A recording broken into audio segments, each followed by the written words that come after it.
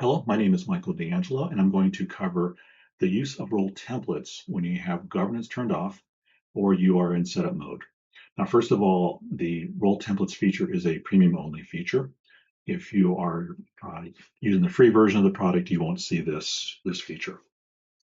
Now, the purpose of role templates is to provide circles with a starting point for commonly used roles.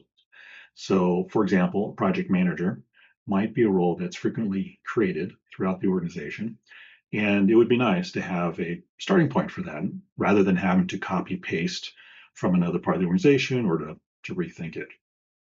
So, where you set up role templates is in the administrative section of GlassFrog.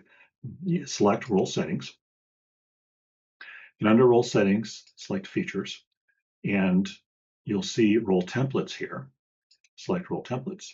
And from here, list all of the role templates you've already created, and you can add additional role templates if you'd like.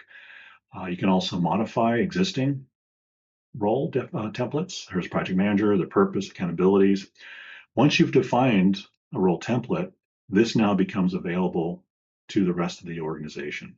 So let's add a project manager role to back office ops, for example.